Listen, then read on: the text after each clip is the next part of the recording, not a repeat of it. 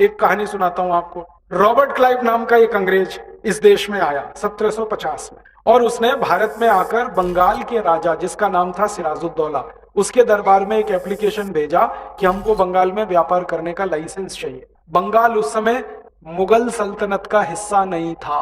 अंग्रेजों ने जहांगीर से लाइसेंस लिया था ना, तो जहांगीर का लाइसेंस उतने ही एरिया में काम करता था जहां तक मुगलों की सरकार थी।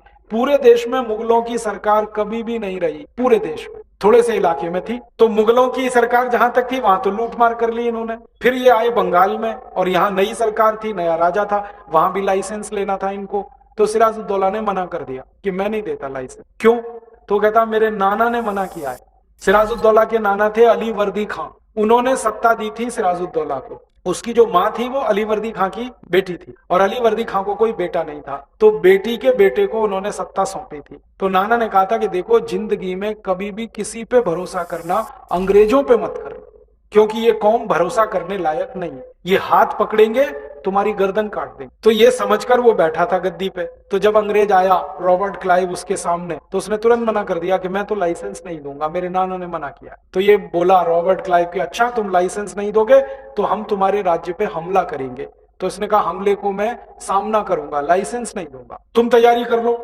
तो युद्ध की तैयारी हुई, तारीख तय हो गई, 23 जून 1757 को युद्ध होगा। एक तरफ रॉबर्ट क्लाइव लड़ेगा, दूसरी तरफ सिराजुद्दौला लड़ेगा। तो सिराजुद्दौला ने पता कराया कि रॉबर्ट क्लाइव के पास सैनिक कितने हैं। तो उसका दूत गया और ढूंढ के आया, तो कहने लगा 350 सैनिक हैं कुल। तो सिराजुद्दौला ने कहा ये तो 20 मिनट में मारे जाएंगे। तो उसने तय किया कि मुझे तो युद्ध में जाने की ही जरूरत नहीं है, मेरा तो सेनापति ही लड़ लेगा जाके। और सेनापति को उसने सेना दे दी, और सेना में 18,000 सैनिक, और सेनापति मीर जाफर पहुंच गया युद्ध के मैदान में। अब रॉबर्ट क्लाइव ने जब देखा कि इतनी बड़ी सेना है, तो उसके हाथ पैर फूल गए, और हाथ पैर फूल गए, उसको लगा कि मैं तो मारा जाऊंगा। तो उसने एक चालाकी की, सेना के सेनापति को चिट्ठी भेजी मीर जाफर को कि तुम मेरे से दोस्ती कर लो, संधि कर लो, तो हम युद्ध नहीं लड़ेंगे। और उसमें लिखा कि तुमको मैं बंगाल का राजा बनवा दूंगा, और हम तुम मिलकर सिराजुद्दौला को मार डालेंगे, तुम युद्ध मत करो, संधि कर लो। अब मीर जाफर के मन में लालच आ गया राजा बनने का, और उसने कहा रॉबर्ट क्लाइव ने कि खजाना तुम्हारा हो जाएगा पूरा। तो ये तैयार हो गया मीर जाफर। तो इसने संधि की रॉबर्ट क्लाइव के साथ। 23 जून 1757 को प्लासी के मैदान में युद्ध नहीं हुआ, संधि हुई। और हम इतिहास में पढ़ते हैं कि प्लासी के मैदान में बड़ा भारी युद्ध हुआ, कोई युद्ध नहीं हुआ, संधि हुई। और उस संधि में मीर जाफर के 18,000 सैनिकों ने अंग्रेजों के 350 सैनिकों के सामने समर्पण किया, सिर्फ एक लालच में कि कुर्सी मिलेगी मीर जाफर को। अब हुआ क्या कि 18,000 सैनिक समर्पण करके रॉबर्ट क्लाइव ने अपनी सेना में उनको मिला लिया। ये चालाकी हुई। उसके तो 350 सैनिक थे जो इंग्लैंड से आए थे, इधर 18,000 सैनिक और मिल गए। तो ये 18,000 सैनिक और 350 अंग्रेज सैनिकों के साथ रॉबर्ट क्लाइव और मीर जाफर ने सिराजुद्दौला को मारने का अभियान किया। और उस अभियान में हुआ ये कि ये प्लासी के युद्ध में, मैदान जो प्लासी का था ना वो कलकत्ता के पास है, और सिराजुद्दौला की जो राजधानी थी वो कलकत्ता से दूर थी। तो उस राजधानी तक जाने के लिए पैदल चलना पड़ा, घोड़ों पे बैठ के।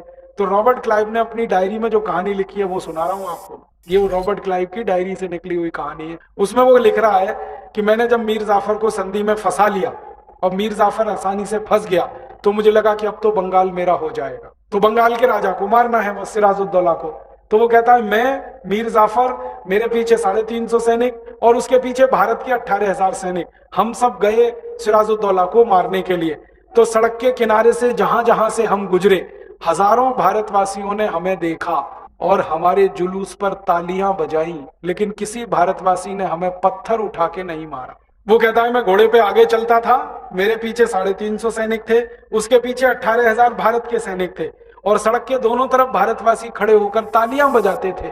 मेरे ऊपर अगर किसी भी एक भारतवासी ने पत्थर उठा के मारा होता और सैकड़ों भारतवासियों ने उसका अनुकरण किया होता पत्थर मारने का, तो हम तो उसी दिन मर जाते और भारत का इतिहास तो कुछ और हो गया होता। लेकिन चूंकि किसी ने पत्थर नहीं मारा, हम बढ़ते गए बढ़ते गए बढ़ते गए, और एक दिन जाकर हमने सिराजुद्दौला को मार दिया। फिर मीर जाफर को राजा बना दिया।